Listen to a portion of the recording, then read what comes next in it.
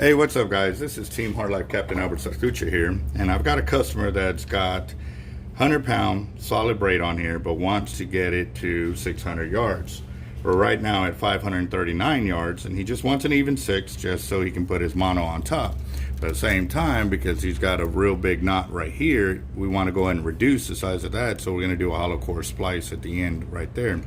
So this is going to be how I'm going to add hollow core to solid and then hollow core to mono. So let's go and get this started.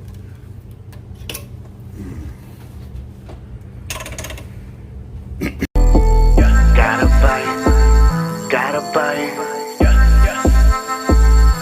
I think I got a lot of stress on my mind. It's a nice day to go. Yeah, I got a line. I'ma call the whole team.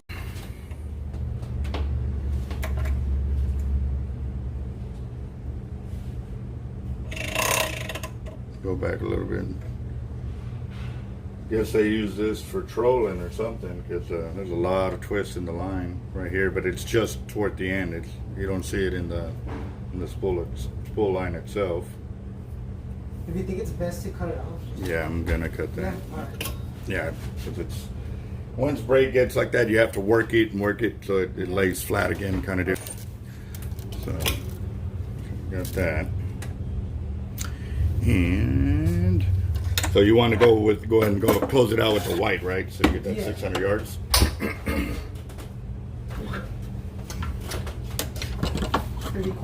Yes. And so for here,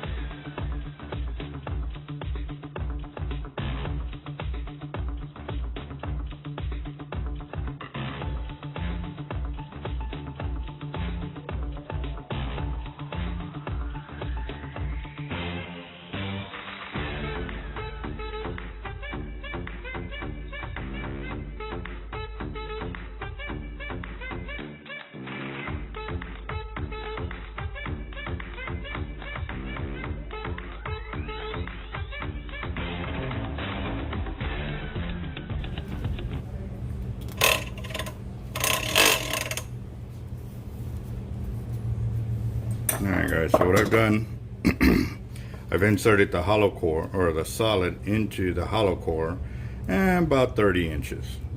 So now what I'm going to do is I'm going to do a closeout here the same way I would do on mono. So, actually maybe I can set it up to where I can do it right here in front of the camera.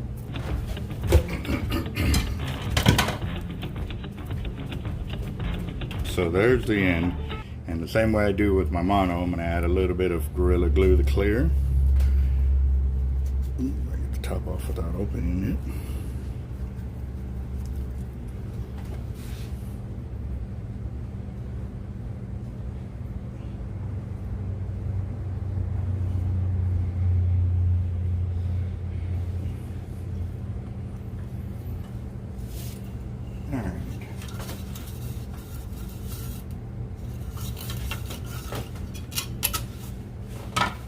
So what I'm going to do is I'm using some old braid here, and it's in good condition, but it's not brand new. And I'm going to do a half hitch to start it right there. And on the other side, I'm going to go and do another half hitch, but I'm going to cover the tagline of my first one.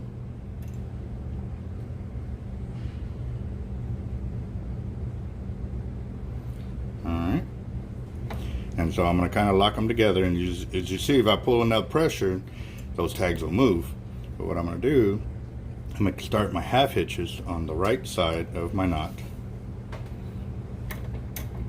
and lay them flat like that. And now I can put a lot more pressure without moving. You see the line indentation right there and right there? That's for me holding the braid and testing my knot. But I'm also making sure that I don't got no slack in here. Now if you create a little slack right here, it's fine because you can take it out, but in the setup I got here, by doing that now, it's gonna give me a little more slack in the main lines for this, and I might get out of camera. So I don't want to push it off just yet, but I'm going to keep half hitching it all the way around. Same on the right side. And you repeat this process until you get to the very end.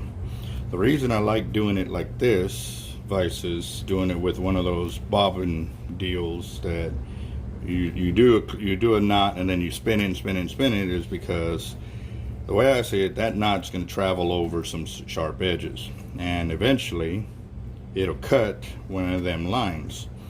Well, with the bobbin, if it cuts that main line, it's going to start to unravel.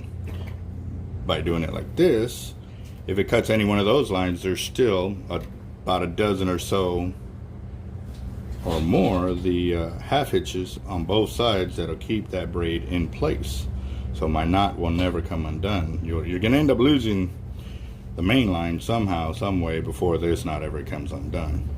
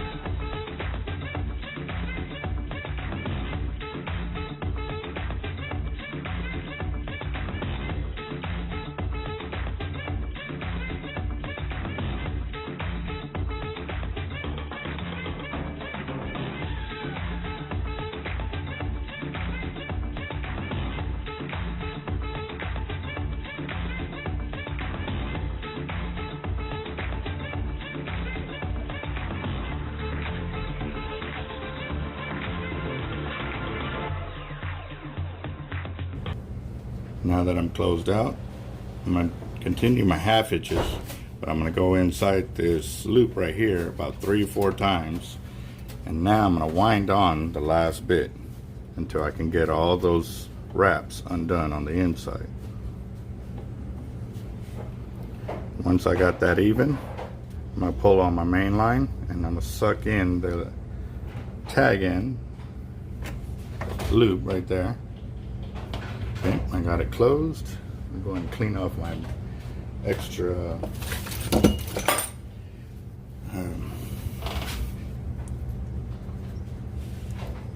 I guess it would be the glue that came out from being cinched down.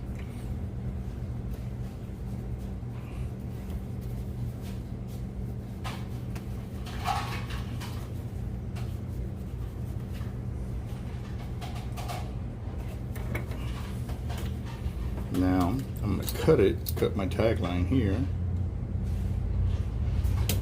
but because I don't want it to start to fray out, I'm also going to melt that right there.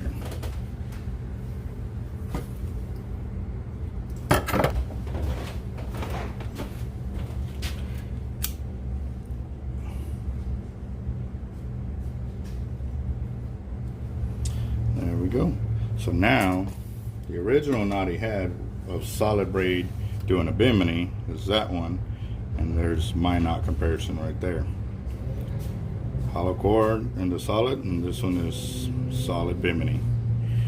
Now I'm just going to get this line off or on there so I can get him at 600 yards completely.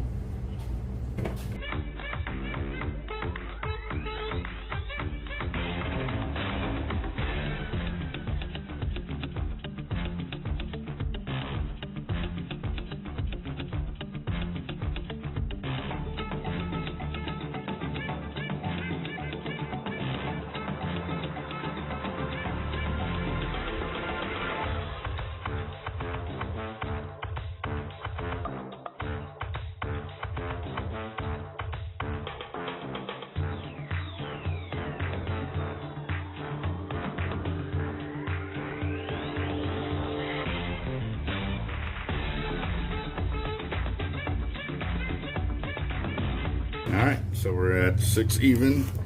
Go ahead and get it cut here, and now I'm going to add his mono back on. Alright, so I've got my sandpaper, and I'm going to go ahead and see what happens with mono when you, depending on what kind of cutters you cut, will create a little flare end here. So what I'm going to do is I'm going to take that edge off with a little bit of sandpaper. That way when I insert it into the hollow core braid, it doesn't catch any of the inner strands. See what I'm saying? Now it's a little bit tapered and it won't catch my inner strands, which is good.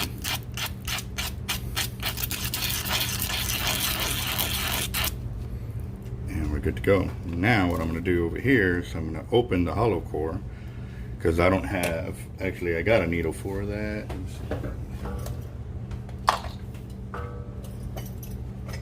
Okay. Normally I have a mono hollow needle, but I've used them because I was trying to find ways to repair the loop end needle for when I do the hollow core splicing, and I never replaced them. So I'm going to show you how I get around that by doing this.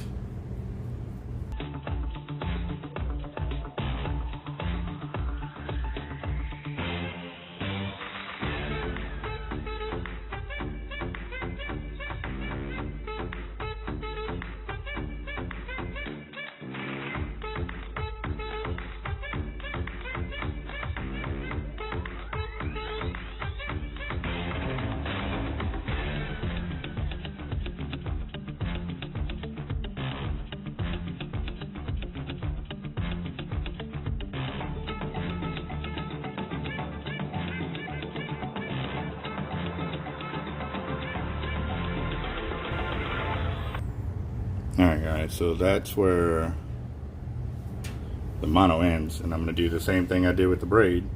Pull it back just a little bit, use some of my Gorilla Glue. And I'm only gluing about an inch, or have, 3/4 of an inch to an inch at the end.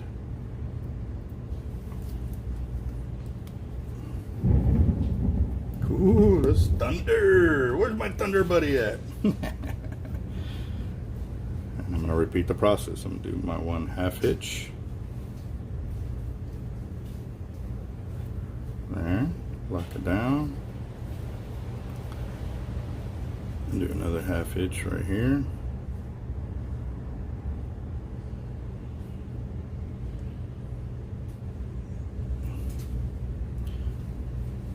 And see, if it's too long, all you do is pull on the main line and you'll close it out further. Get them both locked down and start 1/2 hitching.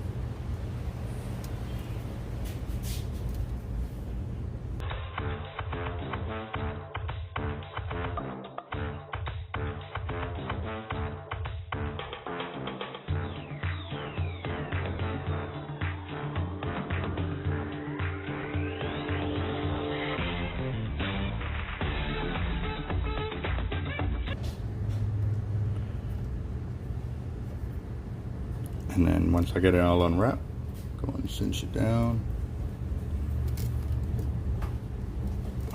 Clean it up. Getting closer. Storm's headed our way. Maybe I'll take out the power and I can take a nap. Yeah, right. No naps here, guys. Power or no power, we are working.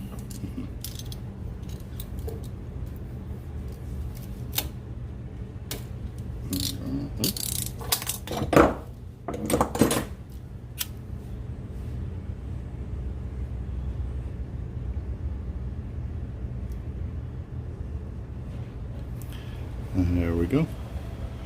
That is complete, and now I'm going to show you the comparison of the other knot of the braid to mono. So that's why we do the hollow core splicing. It really does make a big difference. You see it?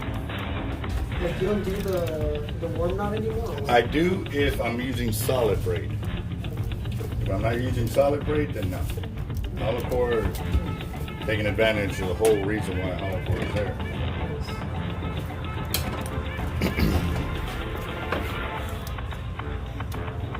Alright.